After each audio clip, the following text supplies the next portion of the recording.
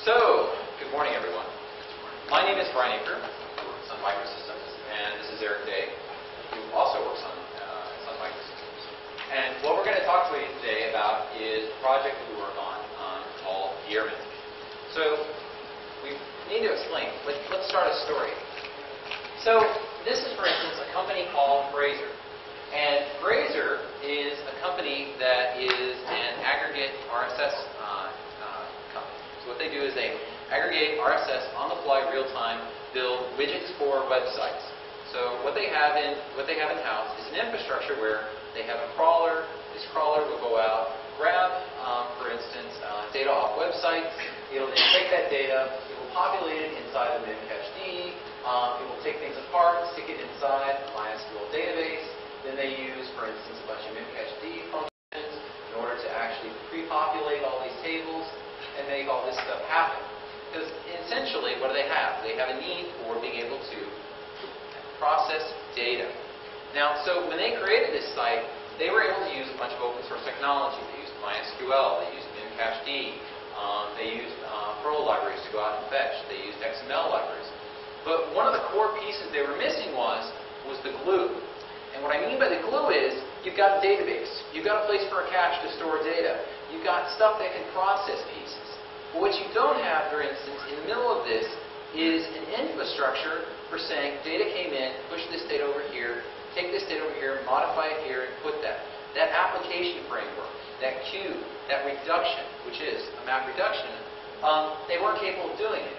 And then a few months ago, Patrick Galbraith, who was the main architect for Razor, said, you know, we spent all this time, and most of our time, really not so much designing the infrastructure, but putting in this queuing system that can do all of this work. So what we did is we turned around and said, well, here's something that we've been playing with. And the system was called Gearman. And so he sat back and took what was the entire Razor system, and in about one day rebuilt their entire infrastructure and removed all of this glue code, all of these cron jobs, all this stuff that manipulated this and stuck in the middle of it Gearman. And really simple. They inserted data into MySQL. MySQL triggered the data and inserted it into Gearman, the Gearman job server.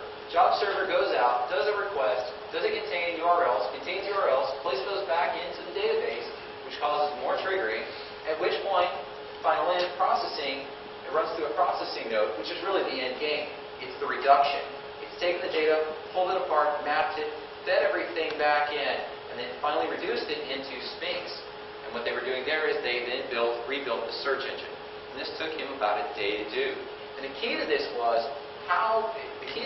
was Gearman.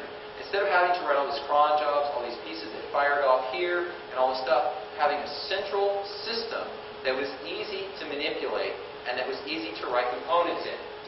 So this was the solution. And it's kind of funny. So people ask themselves, what is Gearman? And recently Joe Stump at Dig had a great quote for this. And he said, on the mailing list, he says, the way I like to think of Gearman is as a massively distributed, massively fault-tolerant fork mechanism. In other words, it's a very simple system. And it's been designed so that people can take and create workers and jobs in any language and can very easily set up MapReduce or queue-based systems without actually forcing anyone in any particular paradigm or construction of operation. So the overview of this thing. So the history of this thing is really starts with Brad Fitzpatrick at Aker. Same as memcached, same as MobileFS. He had a problem.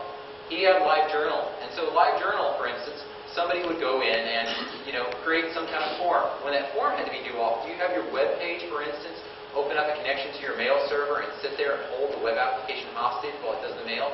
The answer is no, you don't. You don't want to do that. The only way to scale into large frame environments is to take as many actions as possible and turn them into asynchronous environments. So at the same time, when he was creating memcached and mobile and Perl, he was actually asking himself, well, what is actually going to glue all of this stuff together?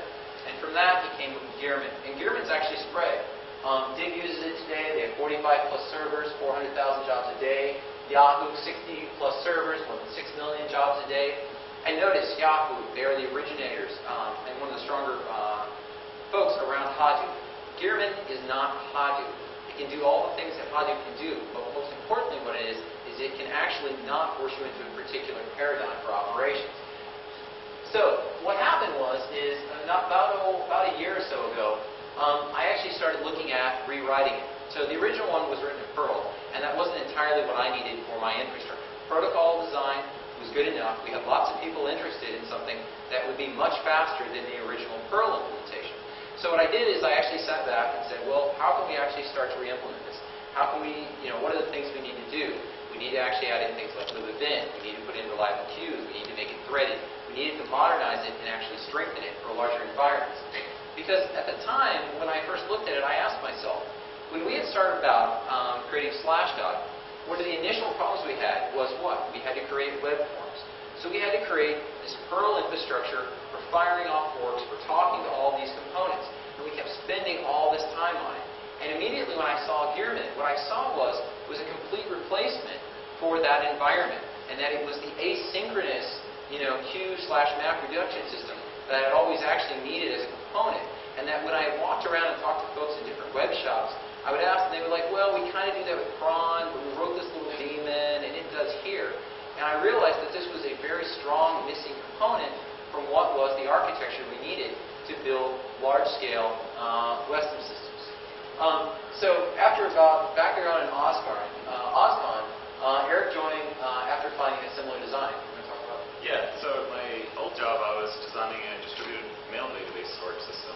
And, after a couple months, I designed this big, complicated system and realized, like, this could probably be made generic to be used for a lot of other things. And this is around the same time that Brian at OSCON.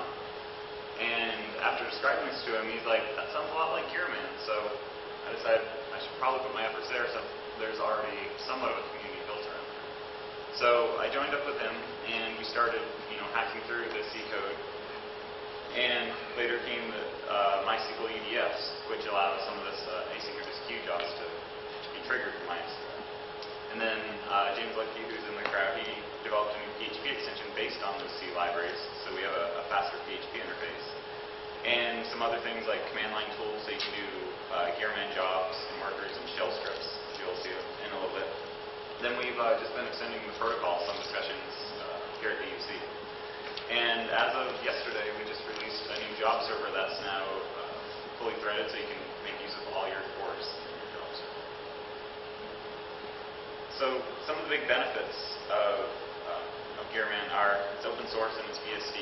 We had a booth at the UC, and everyone was coming by like, oh, can we buy this from you? Can we, what do we need to use it? Just download and use it. Embed it into your production libraries if you want. Like, we don't care. It's all the C stuff that we've been doing lately is completely BSD. So do what you want with it. It's multi-language, so you can mix and match clients regardless of languages. So you can prototype something really fast in, say, PHP, and then, oh, I'm starting to get some performance bottlenecks. Let's start rewriting components in C without having to read architecture and Microsystems. Like Brian was mentioning, it's a flexible application design, so you're not forced into a MapReduce framework. You can pretty much throw Gearman jobs and clients around any way that you want. There's no restriction there. Now that it's in C, we're keeping it lean and as fast as possible. It's small enough to be able to fit into a lot of interesting new applications or plug into existing applications. It's pretty low overhead to get in there. And one of the biggest points is that there's no single point of failure. You can start up multiple instances of all the layers, all the components, and you don't have to worry about one thing going down and ruining your entire architecture. Cool. Yeah, actually go back to the next slide. So just to give you an example about the multi-language thing. So for instance, one of our pieces that we've done recently is that we've been working on the Drizzle replication system. And the question that we've had is, well, okay, there's a lot of different types of replication paradigms. So what, for instance, we've started building is a environment, for instance, where Drizzle is now piping its event structures into the actual Gearman servers. So what's that mean? Well, that means, though, that on the other side, usually providing any kind of replication system, you have to write it in C. But instead, what we're going to be able to do in the next few months is we're going to be able to prototype it in Perl and Python and actually figure out correctly how to actually do application of replication laws. And instead of actually, committing to a particular design early on and writing all that in C, which is what we'll probably do in the very end, by using something like Perl and Python, we can really rapidly actually produce a new replication system that we can test feature-wise. And I suspect long-term even people will want to adopt that because there are, for instance, in shops where they've always wanted to actually customize the replication system. They can take, for instance, the Python code and extend that. And this is one of the, what I consider one of the huge benefits of actually Gearman, is that at no point are you actually locked into any single programming language. The client compared to the workers can all be written in any language that you want to. So it's not, for instance, that your PHP developers who are working on a front-end web interface suddenly have to learn Python because your back-end server people write Python. They can actually just write their pieces in Python and the other pieces, for instance, in PHP. And that, to me, is one of the strongest elements of that, is instead of trying to force, for instance, like when people talk about programming languages like on top of, for instance, virtual machines, where then it becomes kind of screwy when you're trying to do a programming language because it's not really running in a native environment. This really allows everyone to work in exactly their native environment and in the programming language that they actually know best. So the simple, basic elements of Gearman consist of three things: a client, a worker, and a job server. The job server accepts a connection from both clients and workers, and as a client submits a job, it finds the best available worker, possibly waking one up, to complete that work. And the worker takes it, processes the job. If it's an asynchronous job, it's done. End of communication. If it's a synchronous job, the worker is able to pass data back into the client. So this is where it kind of differentiates from like Beanstalk D, where that's mostly just an asynchronous key. If you look at how it works in your application, you have your own application code doing whatever you need to do on both the client side and the worker side. So this is giving you that power to push your code, not just say in your front-end web server, but into a cluster of nodes behind it. And you can prototype this code up. And Gearman takes care of all the communication, all the job restarting in the middle. So if a worker dies off, don't worry, the job server will find the next available worker to complete that work. Looking at the redundancy of Gearman, you have your clients configured to set up to connect to multiple job servers. And so if one falls over, they just hop over to the next one you've added to the list. And the workers will connect to all of those job servers. So it doesn't matter which job server currently has jobs to be done, they're going to pass that work through. So if a job server drops off, no problem. Everything will just fail over to your existing job servers. The important thing to notice about this is a similar kind of concepts that we've been working on in Memcached. The idea, for instance, is that workers and jobs are intelligent and that servers are less intelligent. So, for instance, there's no central point of failure for any kind of a controlling server that would be telling, for instance, trying to master out where particular jobs go. The redundancy in the system is by making actually clients much more intelligent, whether they be jobs or actually workers.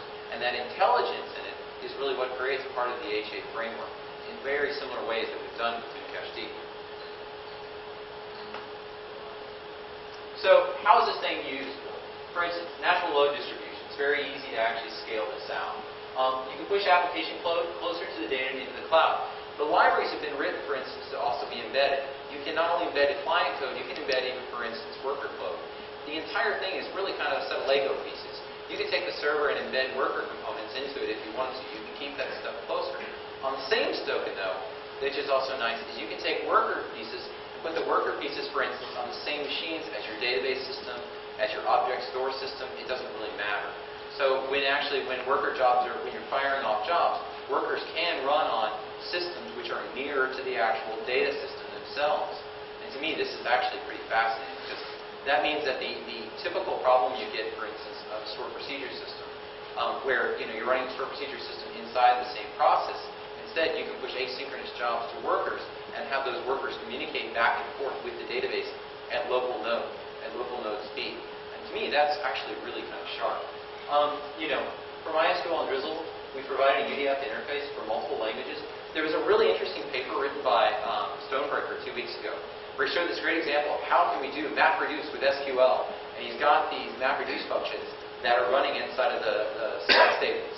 And my comment to his blog was, did you read our blogs about 6 months ago when we showed how to do this with Gearman with functions? Because it's exactly the same thing. By actually placing functions inside the database, you can do map reduction operations from your data nodes. So So it's not like you have to learn an entirely new paradigm for operating in a MapReduce environment. You can actually have this stuff executing very close to the database and have it in, conceptually in within the actual data model. Which if you look around places like, for instance, Greenplum and so forth, this is kind of more the model that the database world has moved to. Yet, the nice thing with Gearman is the stuff is actually all out of process, and it doesn't necessarily have to stay on node. So if, for instance, you run out of, for instance, processing power, that stuff still can be split out. It's very, very flexible in this environment.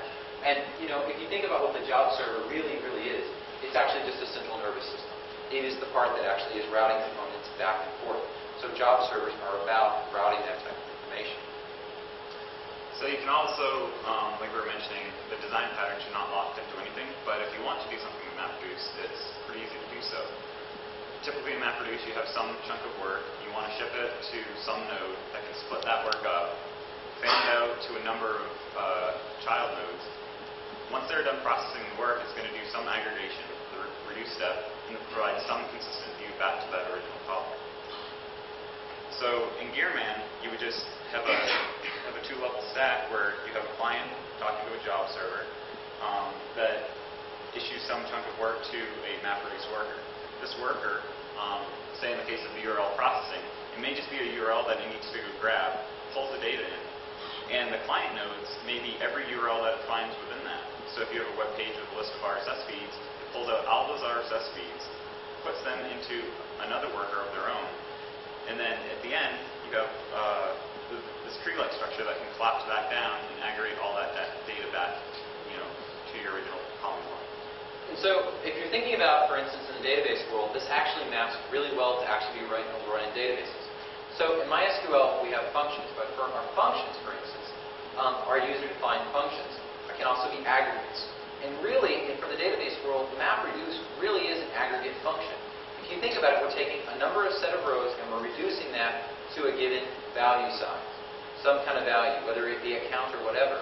But the thing is you're limited to basically to the operators which you can run inside the database, and also the operators that you would ever want to run in the database because it might be too expensive for any given query to run some kind of aggregate. But for instance, though, with actually using Gearman functions, you can actually have Gearman go through all of that data and through aggregate functions return just a final processing answer. So this is the piece that it's kind of hard to wrap your brain around. This means that you can do things that used to be much, much too expensive to ever think about doing functionally inside the database, because as all of these rows are coming out and you're spinning these rows off into the Gearman system, you get basically parallel processing for free, because as all that data is collected up, you get finally doing an aggregate function, one final result set. So MapReduce maps really well into the database world. Yeah, one other note is to emphasize that you're pushing custom application code out to where the data is. So you're not being reliant on SQL stored procedures or some language that isn't quite as flexible. You can just write your own code in whatever language you need close to the data and extract what you want, so you're not having to ship that data back to the client to do that processing for you. So looking at a really basic Gearman program, it's using the PHP interface, but the other interfaces are pretty much the same thing. You create some type of client object. You add a list of job servers that it can communicate with. After you have that, you just tell it to go do some job, and the first argument, in this case, is the function reverse. So it's adding to the job server a function to be done, named reverse, and the payload for that, in this case it's just a string hello world, but in reality it can be any binary object with a length, but Gearman does not care what's in there. All it looks for is a function that passes that second argument along to the payload. And that's all you have to write for the client. For the worker, you would have a similar setup of creating a workers object, add the same set of job servers, create a function, in this case, myReverseFN.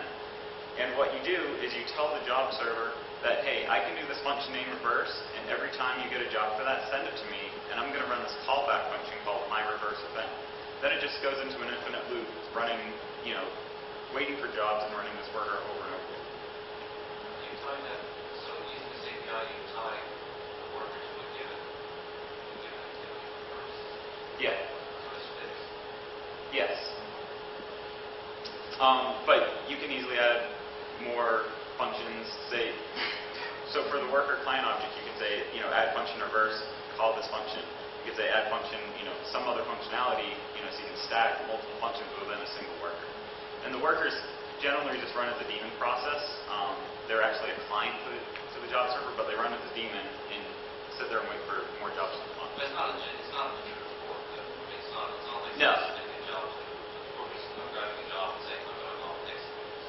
No, it's not actually forking. It's running within the application space, which is good because it's a lot cheaper on your application. You're not have the overhead of forking for every job. When you're trying to process, thousands of jobs a second, you don't want that overhead in your operating system. So the callback functions generally will accept a job object. You can extract some information out of it, like a unique job handle, and most importantly, the workload. Whatever that function returns is what gets sent back to the client. This is for a synchronous job, but asynchronous, you don't return anything because it never makes it back to the client. And by the way, notice from the payload, you're not actually locked in to any sort of form of structure. So it's not, for instance, like you have to build an XML file that actually gets sent to the process, or you can only deal, for instance, with some serialized form of a particular object for any kind of language. So you're free to use things like, Google proto buffers, Grip, JSON objects, whatever you want to, and you can pass all of that data around, and you're not locked into any one particular thing. Whether that be a binary file like an image, or for instance, like the early example that it's an HTML piece, there's no lock-in to any one particular type of job type. So you're actually free to do whatever you would like. Before you move to the next slide. Yeah. Do workers ask for jobs? Yes. Or do they accept jobs? So, both. So they register with the job server saying, I can do this job. They ask for a job. If there's none available, they go into a sleep mode. And it tells the job server that they're going to sleep. So if a job comes in, the worker can immediately wake them up. So there's no latency of, this worker's pulling every 1 second or every, fixed time interval. It's going to get waken up as soon as the job is available. How do you determine how many workers you want to get it done?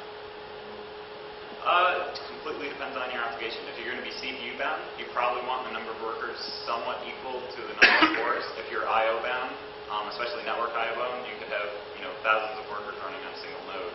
So the paradigm in this description largely would be that you set up, you deploy the workers, and the workers have period, but dependency injection or something, they have some notion of what sorts of jobs they would be doing.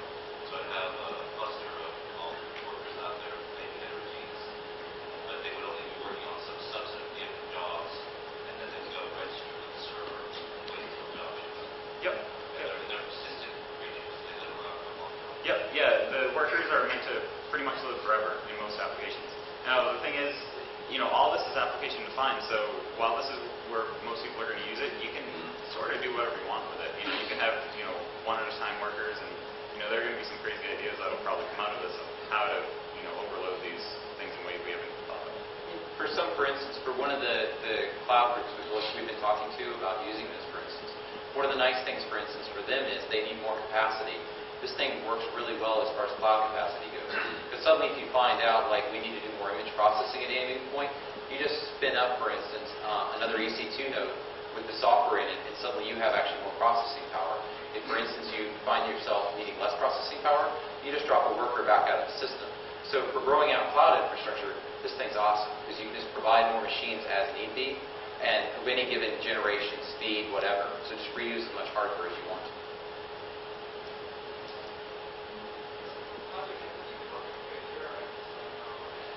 So that's all handled in the job server. If the job server detects that a worker currently has a job and the worker just disconnects from the PC connection, it will notice that and put that job back on the queue to be processed by some other worker.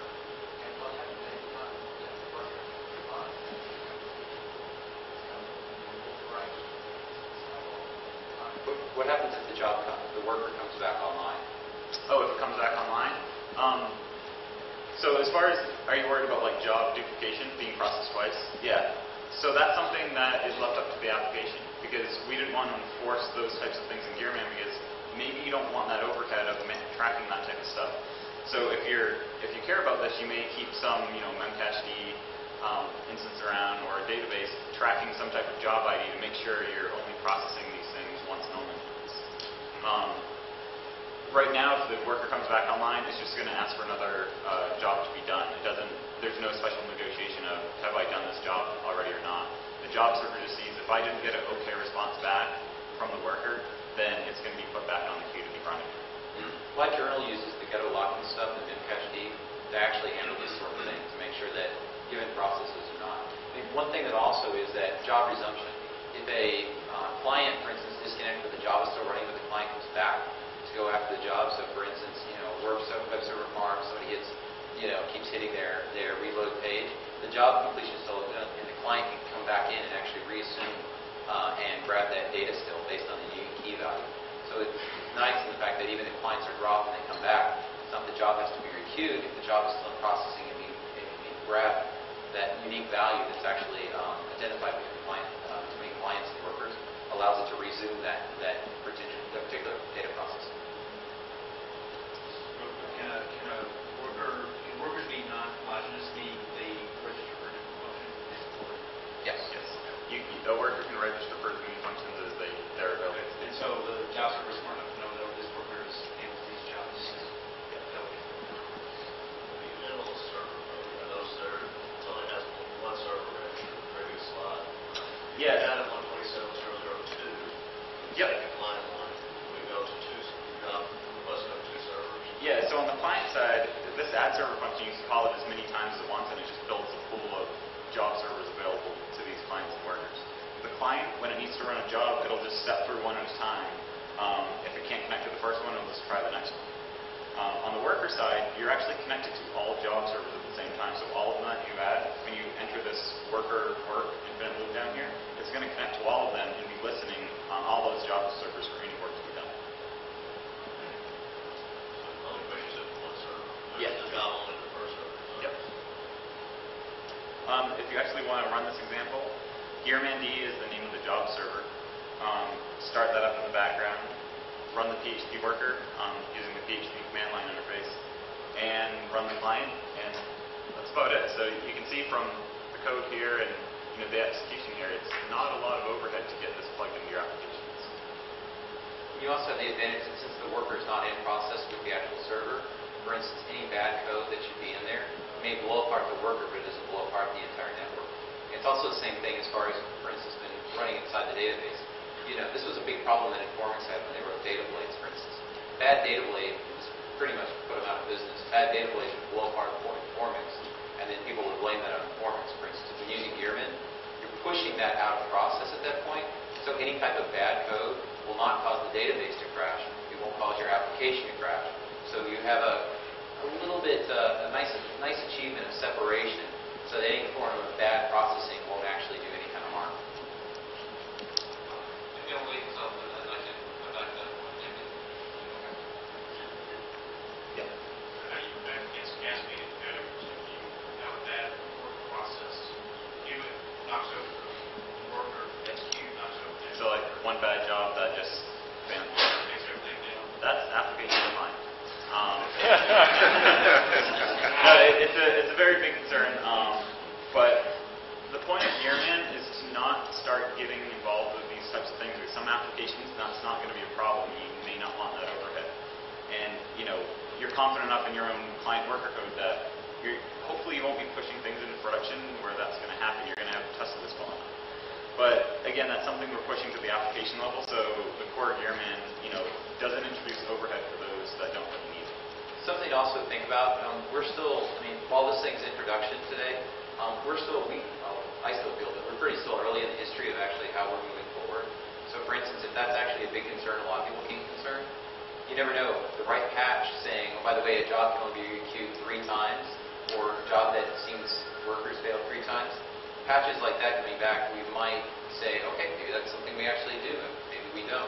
But we're still very enough early in that cycle, even despite its usage, that we're still very interested in that kind of feedback. And, what is the correct response to actually those kind of problems?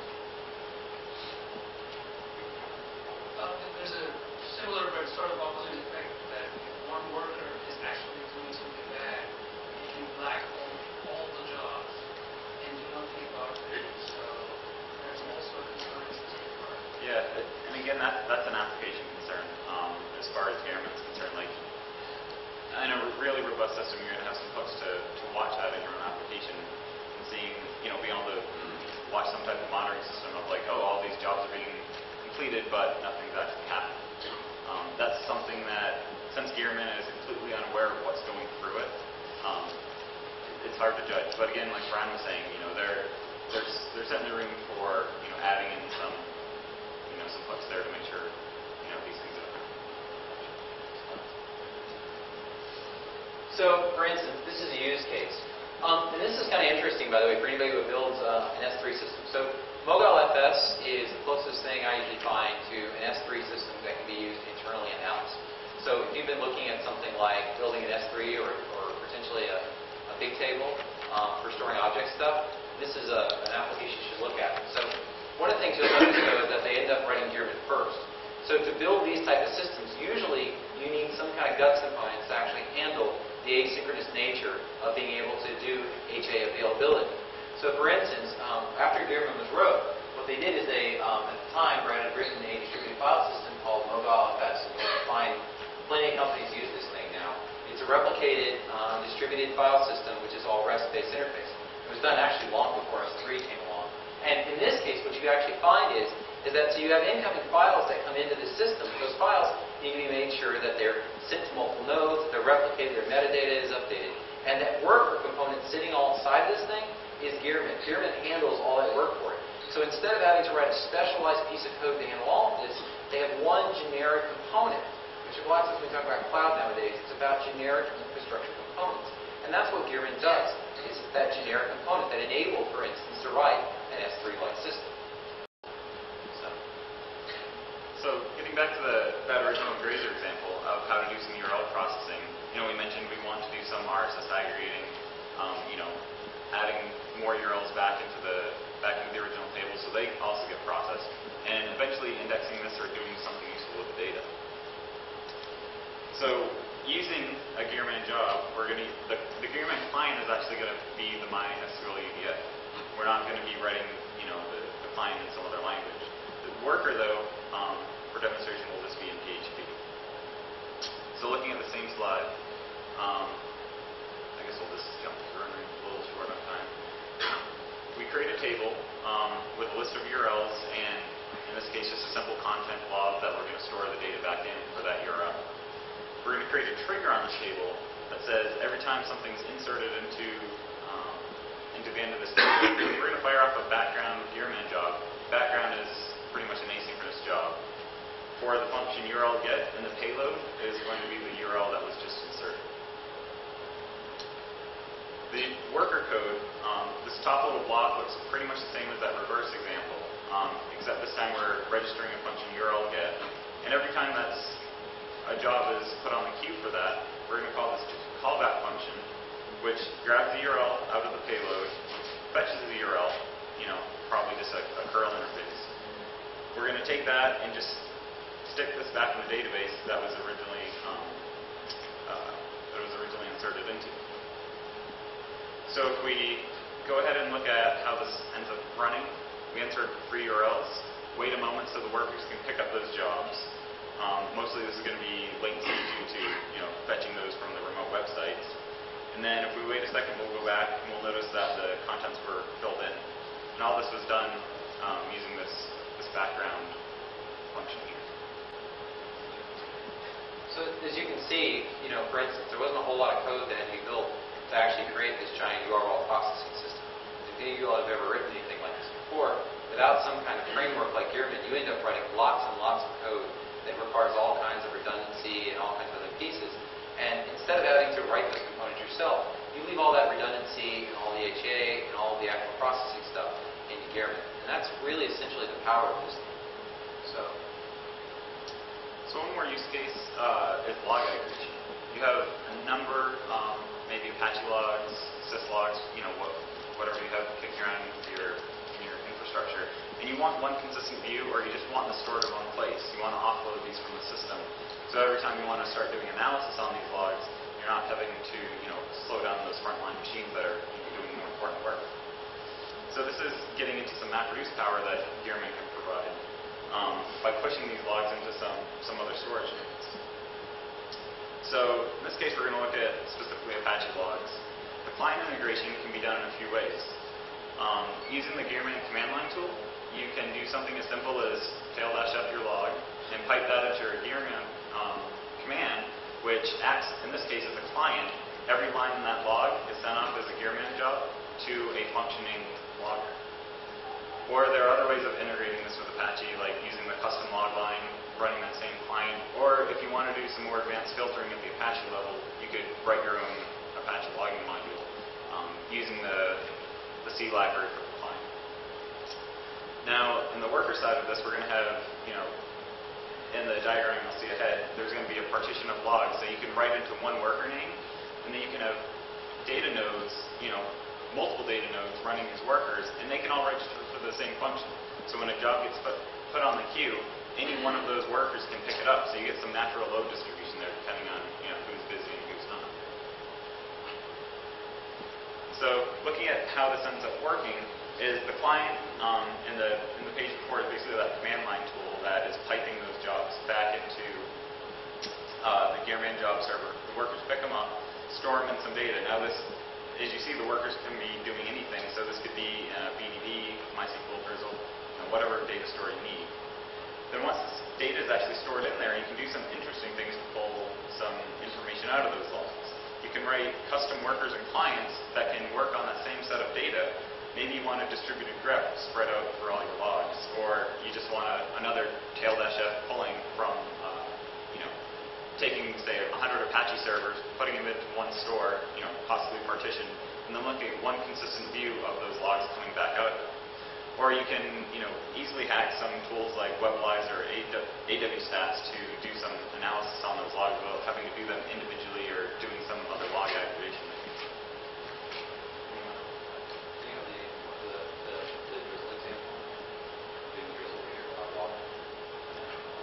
But, another example, unfortunately I don't have a slide with, is there was a birds of feather about this a couple nights ago, is that, for instance, you don't only need to actually do this with Apache. So, for instance, right now, inside of Drizzle, we've actually created a Gearman logger. What the Gearman logger does is that instead of, say, writing to a general query log or a slow query log, what the logger actually does is it pipes data directly out of Drizzle into the Gearman network. So what's the advantage of it? So suddenly, we're firing all this stuff into the Gearman network. Means there's no local I/O cost. So for instance, running a general log running something like a general log full time is actually pretty cheap. It's all being fired up over the network. And once that passes actually into the Gearman network, we've been able to write examples of, for instance, doing large-scale query analyzing. So for instance, taking 100 Drizzle servers, having all of the incoming select data, update data, whatever, piped into the Gearman network, and then for instance, giving a result of these are our top queries, these are the queries that are taking the most time, and actually being able to look at this and see what the entire cluster is doing at any given point. So the idea, for instance, for a log analysis of that, you can do, for instance, real-time stream processing for a given data set. So, you can take this idea and move it to many different things. For instance, typing, for instance, error logs from multiple systems, figuring out what your multiple errors are at any given point. But the idea is pump data into the Gearman network with very simple on the other side, writing a little bit of Python code. It's very easy to write, for instance, a piece of Python code that has a general hash in it. It sees all incoming queries, takes those incoming queries, calculates those given the hash, and then what's actually cool about all this is then we can actually put a Gearman client together that's actually, for instance, an information schema table. So it's not like, for instance, you have to go back to tools. You can just go into the information schema inside of Drizzle, query an IS table. That IS table does a connection out, for instance, to Gearman and populates the IS table based on real-time information about the network. So this is some of the power of actually being able to use this kind of distributed file. So what are we looking at doing next? We've had obviously a lot of concerns for persistent queues, and those are pretty much done. I'll be merging those into the server code trunk here. Probably in the next 2 weeks, I'd say within a month, those will be in 0.6 or 0.7 release. We're still working on language interfaces. At the conference, we just found someone to do the Java client API over there, so we're really excited about that. We're still, part of the protocol modifications is better event notification and stats gathering. That's something that we'll be adding to the protocol probably here shortly in the next few months.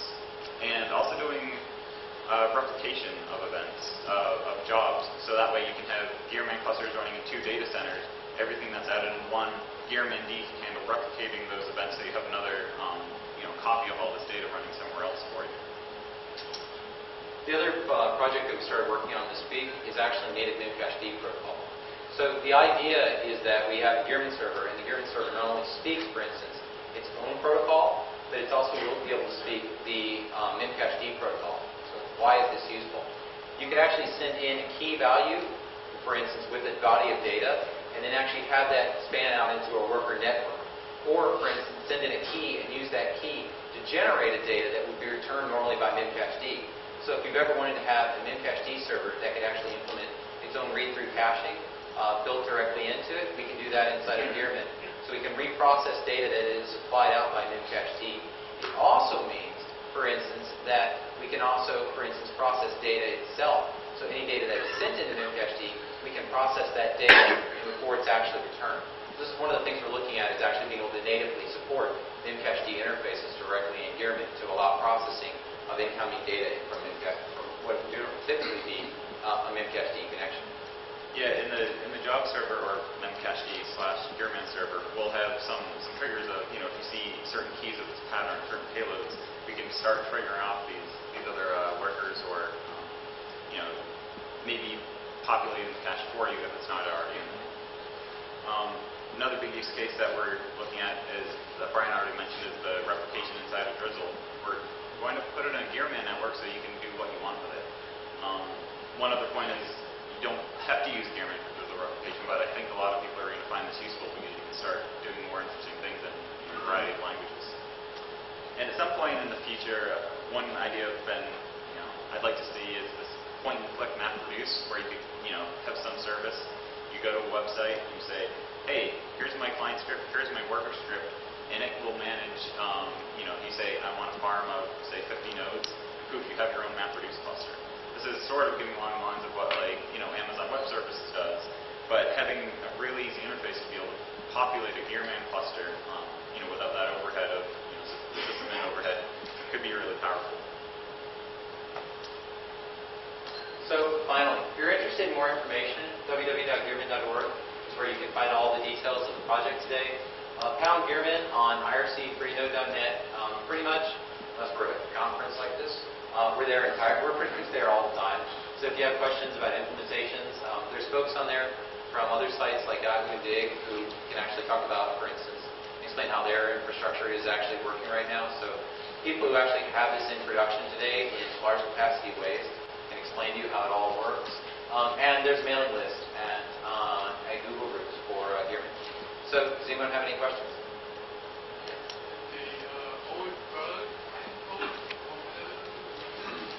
Yes, the purely Perl client code that you find on CPAN is compatible with everything.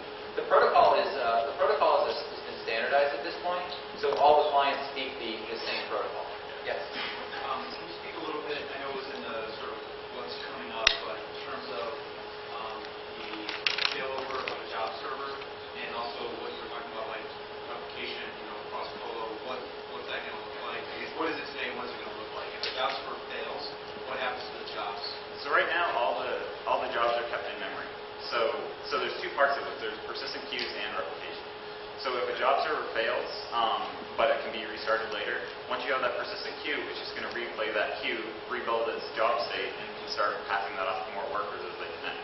So your jobs won't be lost with a persistent queue. So the persistent queue is just a file on disk on that job. Yep. So instead of storing in memory, it stores in memory and on disk, so it can rebuild that. But the persistent queue isn't necessarily just to be filed. The interface will allow, for instance, to use a database, to use whatever as the actual storage mechanism. So it's not like you're locked into, oh my God, it's a bunch of files I lost the disk. You can put that into a database system and get HA through just normal database needs. Or into something, for instance, like a mobile FS or an S3 or whatever you would want to. And one other note is that persistent queue interface is going to be pluggable. So, and it's also going to be available not just in Gearman D, but also in worker code.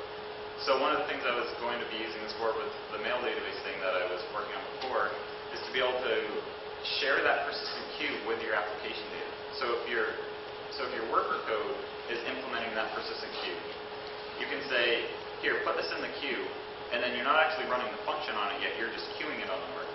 Then later on, we actually work, and you respond to the client so the client can run off, and it acts like an asynchronous job. Later on, when that queue is actually worked on, the client can point into that blob of saying like, hey, keep this around because I want to start using it. So you end up with only one I/O right for a single job, rather than a queue right, then an actual application right. You can share that if you start using these plugin interfaces, which can really reduce your I/O on your worker nodes for for some applications. So can you speak a little bit to the replication piece of what you're planning? Yeah, so the replication is going to be really simple. If a job's inserted inside of a Gearman D, it's just going to shove that over to another Gearman D that has been configured for it. So that job will get run twice. That's the whole point. So it's kind of like two clusters that will be doing the exact same thing. You have to deal with the delays and whatnot, and you'll probably want to use some type of eventual consistency data model to manage those out of order runs and whatnot. But that's what we're kind of about. Keep in mind, by the way, since the backend is the observable store backend can be a database, there's nothing saying that, for instance, you couldn't use the database replication stream to send that across the network. So just based on normal database replication, move the objects over to a given holo in the database stream, and then just have it executed outside of the job server. So in order to do that, I would assume that internally your managed jobs have unique GUI IDs or something like that that I can use as my primary key. All jobs have unique IDs. Or doing multiple, like why did Dual Master have something like Yeah. theoretically? So there are unique IDs inside of Gearman D, but of course in your application chunk you can do whatever ID tracking that you want that's most suitable. One other thing I really want to mention is the Gearman development is completely open too. So if you guys are interested in actually hacking on Gearman itself and not just using it, just like the Drizzle community, we're wide open. We're obviously not quite as mature as the Drizzle community yet, but we're on Launchpad and we're taking we'll happily take patches for any useful features that people want to work on, and improving client interfaces. And a number of people have been saying like, oh, a lot of applications could use this functionality. Well, just write a wrapper library that sits on top of these core Gearman libraries, publish that out in a generic way, then everyone else can use these other wrapper libraries too. Things like dependency tracking between functions. Say you want this series of functions to complete, but only when they're happening in this order. You could create a wrapper library on top of the Gearman libraries to manage all this work for you. So there's a lot of room for adding some features, generic features that a lot of people could use. Is there in the crate implementation a way to sort of dump out the queue as it exists at any given time in the job server, or just peer into that list? Yeah, you can get some stats on it, but right now there's no functionality to actually dump the payloads of those. You can see how many workers are connected, how many are in the queue, how many are actually being processed right now. But we're going to be improving those stats to get some more useful things out of there. It would be easy to add in a hook to say, just blast your queue onto some file on disk if you want to take a snapshot of something. Is there a way to list all workers or restart them?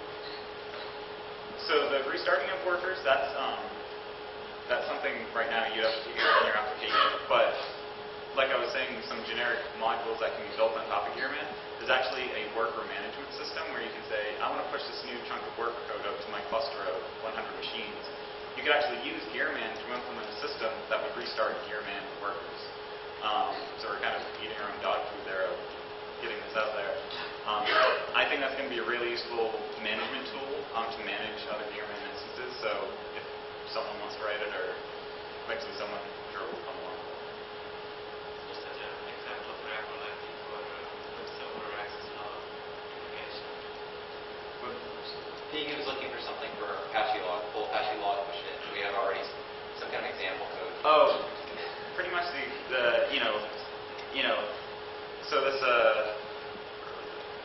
so this code here, that'll get everything going to one single worker if we want to.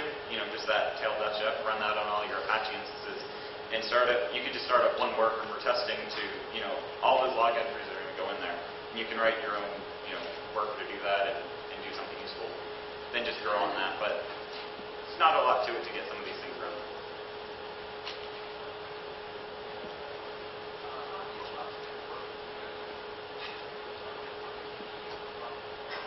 How many jobs can a worker do? So what can the worker do? Yeah. So the worker right now is, one at a time. You don't want to usually queue things. But there is actually support inside of at least the new C library and the PHP extension to, instead of just going into an infinite loop of, wait and call callbacks when you get these jobs one at a time, you could write a multi-threaded worker that could sit there and just pull jobs jobs down as fast as it can and actually queue them into a pool of threads. Now this could be useful for certain types of applications, but you got to keep in mind that suddenly you're putting a lot of work code into a single process, so you've got to make sure all that's stable so you don't blow up your entire worker pool, on a single machine. But it is possible to put multiple jobs down at the same time if you do need to. Say that, our first round to do something like this, we have something similar to this in-house. But our first round, we had a persistent worker, and in that case, we got a little bit too snazzy. We had a C++ wrapper that loaded arbitrary shared object libraries, stream, XML, templates. And the trouble we found at that point in time was the robustness of maintaining a persistent worker. We went to a model where ultimately workers in mass support, they confidently ask for work. It's true that you call if you didn't work fully that way, but in transport they confidently ask for work, and if there isn't work, then they simply go away. It also means that when you were talking about it as a nice to have feature, management becomes really integrated or really invest in the system. You guys seem to solve it by having a piece of work that somebody has to put on it, and then they register, they get a job, and they do the job. Maybe it works, and obviously it must be the job that when the workers stay with them, then you don't have the problems that we had. We found that having persistent workers in our initial benefits. This is part of the thing, though, is you can have actually a client that actually acts as an angel. And what that client does is just monitors workers. And if it realizes that, X number of workers has failed, it can just go in and, send off an email, fire up some more workers, and bring the workers back up. But it's what Eric was saying, it's all about dog food, is that the network itself is a set of Legos. So if, we don't want to build an external system to act as angels to workers, but all you have to do is have a client that can sit there and do that work itself by populating workers up. You build pieces on top of pieces to actually make the whole network work. So my prediction is going to be that within, at some point in time, you guys are going to have that facility built into the actual infrastructure. Okay. Does that mean that you'll actually, write it? Just volunteering there? Because, you're probably sitting here going, and this is the thing, is that I'm sure more than a few of you are sitting in the audience and go, well, we wrote this. I've written this. It was written like this. And here's the nice thing. Is for any of you all sat here in this audience that's written this being an open source project that you contribute means there are more eyeballs looking at it and more people actually working on it. So the more people that, focus on this, the better it becomes, the less work we all have to do, and we can solve more interesting problems that are probably what, our business problems instead of our infrastructure problems. So that's one of the good things about contributing. We'll see about it. So to kind of support MapReduce and sort of data processing, Gearman, is there a way to sort of have some level of affinity somehow in the job server level so that if I'm doing a piece of work against a given piece of data that I can send the job to the server that is holding that, much like how to do it with it? So you can take those function names, those are arbitrary. You can start doing some, interesting application hashing or, sharding by using those function names to do it for you. Function names they can't be binary, so they have to be UTF-8, but yeah, you can start, partitioning up according to function names so you can make sure you're hitting a certain pool of workers. You usually don't want to single it to a single machine because then you have that single point of failure. But you can say, here's a set of machines that can all handle this chunk of data. Just name it worker 1, worker 2, worker 3, and now you partition. So your client would need to be smart to send it to worker 1. Yep. Yeah, and that's something you can start implementing in your application pretty easily just by overloading this function. So we thank everybody for coming. If you have any more questions, please feel free to come up and talk to us. We'll be here the rest of the day. Thank you.